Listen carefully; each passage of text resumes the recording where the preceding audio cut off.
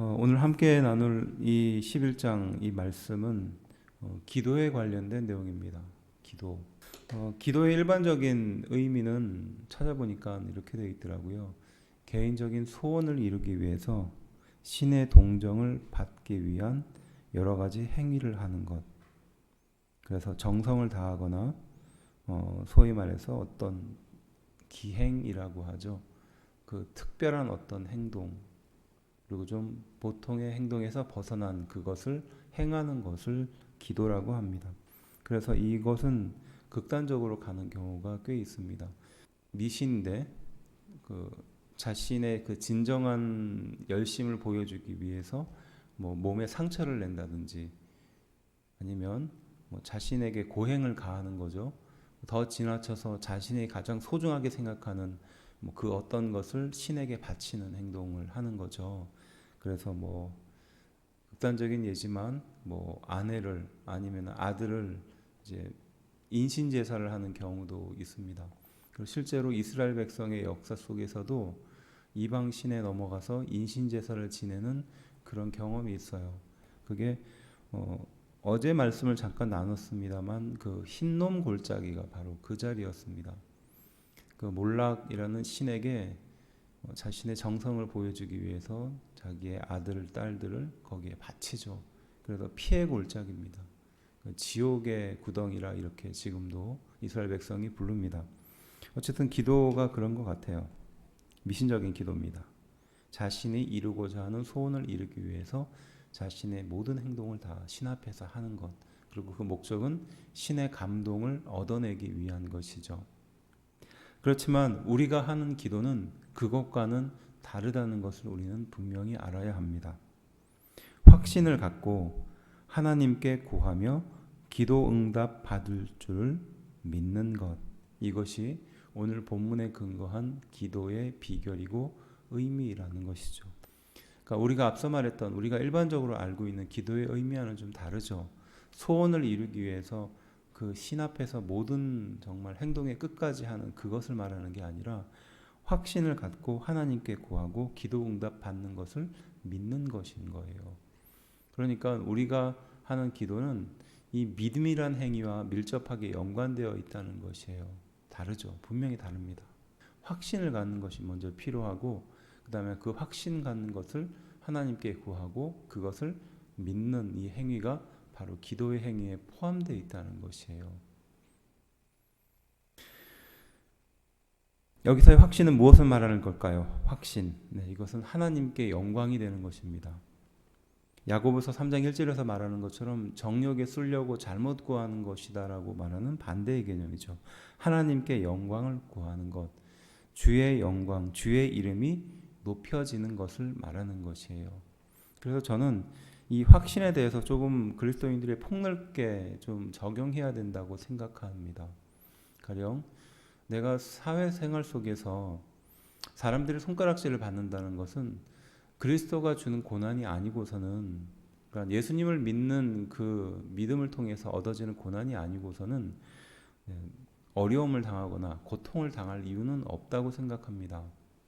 그래서 이왕이면 여러분들의 이름이 또 여러분들이 하는 모든 행동이 결국은 하나님께 영광이 되지 않습니까? 그래서 잘 돼야 할 필요가 있어요. 또 축복 속에 살아갈 이유가 있는 것입니다. 그러니까 내가 잘 되는 것이, 내가 은혜 받는 것이, 내가 소위 말해서 하나님의 축복을 누리는 것이 세상 사람들에게 은혜가 되기 때문이라는 거죠. 그래서 정욕을 위해 구하는 잘못된 기도라는 것은 물론 신앙인이라면 잘 구별할 수 있겠죠. 뭐 예를 들면 뭐 복권에 당첨되게 해주세요라든지 뭐 이런 소위 말해서 자신의 정욕을 위해서 쓰는 기도가 아니라 나를 통해 하나님의 영광이 드러나는 것이라면 그것은 좀 폭넓게 적용해서 구해야 된다고 생각합니다. 그래서 너무 그것에 대해서 뭐 죄책감을 갖거나 뭐 지나치게 소극적일 필요는 없다고 생각해요. 12절부터 14절은 먼저 유대인의 이중적인 또 열매 없는 형편과 행위를 예수님이 비판합니다. 그게 우리가 보았던 무화과 나무 저주예요. 예수님께서 길을 지나가시다가 시장하셨는지 무화과 나무에 가까이 가죠. 그리고 무화과 나무는 잎이 무성한 상태에 있었습니다. 그런데 무화과 나무에 가까이 갔는데 열매가 없는 거예요. 그런데 지금 이 시기는 4월입니다. 아직 무화과 나무가 열매를 맺지 못할 시기거든요. 무화과 나무가 열매를 맺는 시기라는 것은 대개 7, 8월부터 시작됩니다. 그러니까 아직 열매를 맺기 위해서 넉 달 이상을 더 기다려야 될 시기였거든요. 근데 예수님께서는 그 무화과 나무의 잎이 무성하고 열매가 없는 것을 보시면서 무화과 나무를 저주하시거든요. 이제 더 이상 너희는 열매를 맺지 못할 것이다라고 저주하십니다. 그 내용이 여러분들이 읽은, 우리가 함께 읽은 20절부터 26절 앞부분에 등장해요. 그리고 실제로 그 일이 일어납니다. 그게 함께 읽은 본문 20절입니다. 그들이 아침에 지나갈 때 무화과 나무가 뿌리째 마른 것을 봤다라는 게 바로 그것이에요. 그러니까 예수님께서 말씀하시는 대로 이루어진 것을 보고, 이것이 함께 읽은 본문이군요. 그러니까 우리는 이 두 내용이 연결되어 있다는 것을 알 필요가 있죠. 하지만 같은 의미를 가지고 쓰여져 있지 않다는 것은 좀 분리할 필요가 있는 거예요. 앞서 말했던 이 무화과 나무가 저주를 받은 사건은 한 목적이 있었어요. 무엇이냐면 유대인들을 향하여 그 잘못된 행동, 그러니까 잎사귀가 가득했다라는 것은 실제적인 열매는 없고 소위 말해서 하나님께 나오는 행동만, 율법을 지키는 그 행동만 가득했다는 것이에요. 그렇지만 열매, 그러니까 진실된 마음이 없이 하나님께 그저 행위만 반복했던 그들의 모습을 예수님이 비유적으로 보여줬던 한 예입니다. 그러니까 열매 없는 그 무화과 나무는 마르게 되고 죽게 될 것이다. 곧 유대인들을 향하여 하시는 경고죠. 그런데 그 기적의 사건을 보면서 예수님이 기도에 대해서 설명해 주는 장면이 함께 읽은 본문이에요. 그러니까 포인트가 좀 다르죠. 그래서 앞에 있는 내용을 섣불리 뒤에다가 연결시킨다든지 아니면 앞서 있던 내용들을 함께 읽은 이 본문 기도의 내용과 똑같이 일치를 시켜버린다든지 이러면 좀 잘못된 그런 결과가 나올 수가 있어요. 그러니까 우리가 많이 이 본문에 대해서 오해하는 것이 예수님 봐봐라. 예수님도 저렇게 기도를 하니까 이루어지지 않았냐. 너도 이렇게 기도하면 이루어질 수 있다. 이런 식으로 예를 드는 겁니다. 물론 그가 잘못했다까지라고 말할 수는 없지만 분명히 본문의 포인트는 다르다는 거예요. 어쨌든 20절 말씀은 그렇게 시작된 겁니다. 무화과 나무가 뿌리째 마른 것을 보고 예수님이 기적을 행하고 그 행동하는 것을 제자들이 보고 묻는 것으로 시작되죠. 21절 베드로가 생각이 나서 여짜오되 라삐여 보소서 저주하신 무화과 나무가 말랐나이다. 그러니까 예수님이 말씀하신 대로 됐다는 거죠. 그리고 예수께서 그들에게 대답하여 이르시되, 이제 기도에 대한 비결입니다. 하나님을 믿으라라고 먼저 말하는 겁니다. 이 말은요, 다른 말로 표현하면요, 두려워하지 말고 믿기만 하라라는 말이에요. 싸움 앞에서 이스라엘 백성들이 두려워 떠는 겁니다. 근심과 걱정이 가득한 채로 이 전쟁에서 이길 수 있을까, 질까, 어떨까 고민하고 염려하죠. 왜냐하면 이스라엘 백성이 열세에 있기 때문에 그래요. 아마 이스라엘 백성이 열세가 아니었으면 이스라엘 백성들은 그렇게 두려워할 이유도 없어요. 왜냐하면 숫자가 이기니까요. 굳이 전략이 필요하지 않고 숫자로 압도하면 되니까요. 근데 두려워하는 이유가 뭐죠? 이스라엘 백성들이 소수기 때문에 그랬던 겁니다. 그때 하나님은 말씀하시죠. 두려워하지 말고 믿기만 하라. 내가 너희를 위하여 대신 나가서 싸우겠다. 구약의 말씀에 흔히 등장하는 내용이죠. 결국 그거예요. 먼저 하나님을 믿으라는 것이에요. 우리가 어떤 기도 제목을 떠올리고 마음속에 그릴 때 우리는 두려워하고 걱정합니다. 내가 이건 과연 할 수 있을까? 내가 지금 환경이 될까? 안 되는 조건들을 생각하죠. 그리고 쉽게 포기하고 좌절합니다. 하지만 기도의 비결은 하나님을 먼저 믿는 것으로부터 시작한다는 것이죠.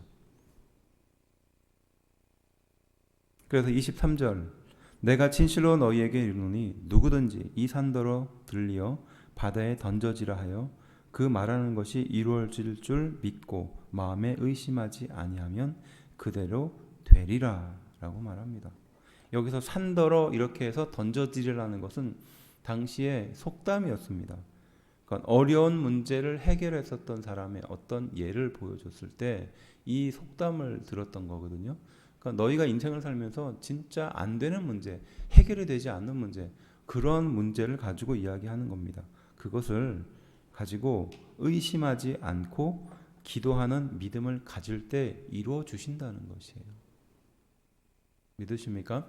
다르죠. 내가 무엇인가 막 노력하고 굉장히 내가 선하게 하나님께 보이기 위해서 어떤 행동을 하거나 정성을 다할 이유가 이 기도하는 관계가 없다는 것이에요. 의심하지 않고 기도하는 믿음이 필요하다는 거예요. 이루어질 줄을 믿고 마음에 의심하지 아니하면 그대로 될 것이다. 먼저 하나님을 믿으라라고 말했습니다. 두려워하지 말고 믿기만 하라는 것이 이 기도의 첫 번째 비결이었죠. 두 번째는 의심하지 않고 기도하는 믿음을 가지라라는 것이에요. 이것이 기도의 능력 있는 기도의 비결이라는 것입니다. 예수님께서 하시는 말씀이셨어요. 그래서 24절은 한 번 더 정리하십니다. 이렇게 한 목소리로 좀 읽어볼까요? 시작. 그러므로 내가 너희에게 말하노니 무엇이든지 기도하고 구하는 것은 받은 줄로 믿으라. 그리하면 너희에게 그대로 되리라 라고 말합니다. 네. 믿으십니까? 네. 기도하고 구하는 것은 받은 줄로 믿으라 라는 것이에요. 여기서 기도하는 것은 앞서 말했듯이 확신이죠. 네. 그 기도하고 구하는 것을 받은 줄로 믿으라는 겁니다. 이 말씀은요, 히브리서 11장 1절과 같은 의미예요. 믿음은 바라는 것들의 실상이요 보지 못하는 것들의 증거다 하는 것이에요. 바라는 것들의 실제적인 모습이고요, 보이지 않는 것에 대한 증거라는 겁니다. 하나님, 저 이게 필요합니다. 하나님, 저에게 이게 있어야 합니다라고 했다면 눈에 보이지 않잖아요. 하지만 바로 기도라는 것은 그것을 우리 실제적으로 눈에 보이게 하는 것이라는 겁니다. 영적인 눈으로 보게 하는 것이라는 거죠. 안 되는 것이에요. 불가능한 것입니다. 할 수 없다고 생각하는 거예요. 그렇지만 기도하는 순간 내 눈앞에 그게 보여지는 것, 바로 기도의 능력이라는 것입니다. 우리는 기도할 때 어떤 조건을 생각합니다. 그리고 가능성을 생각하죠. 그리고 맹목적으로 우리 자신을 몰아붙입니다. 그리고 기적이 필요하다라고 말하죠. 하지만 실제로 기도에는요, 무조건적인 은혜가 있습니다. 그리고 어떤 가능성이 없어요. 그리고 확신이 있습니다. 마지막으로 그 모든 것들은 필연적으로 이루어집니다. 왜냐하면 하나님의 뜻이니까요. 아무것도 없었을 때 처음에 하나님이 나를 불러주셔서 나에게 뜻을 주시고 하나님의 뜻을, 하나님의 영광을 나타내는 귀한 도구로 사용하신 줄로 믿습니다. 그리고 하나님은 여기까지 우리를 인도해 주셨죠. 그것이 기적이 아니고 무엇이겠습니까? 저 또한 꿈이 있습니다. 이건 개인적인 꿈이 아니라 하나님이 저에게 주신 꿈인 줄로 믿습니다. 이 꿈을 이루기 위해서 하나님은 저를 도구로 사용하실 것이고 결국 그 꿈은 이루어지게 하신다는 것이죠. 우리에게도 각자에게도 하나님은 귀한 꿈이 있는 줄로 믿습니다. 하나님은 그러한 우리에게 말씀하시죠. 두려워하지 말고 믿기만 하라. 그것이 우리에게 주는 은혜인 줄로 믿습니다. 그리고 의심하지 않고 기도하는 믿음을 가져라. 그럴 때 하나님은 우리 인생 가운데 반드시 그 일을 이루어 주실 줄로 믿습니다. 기도하겠습니다.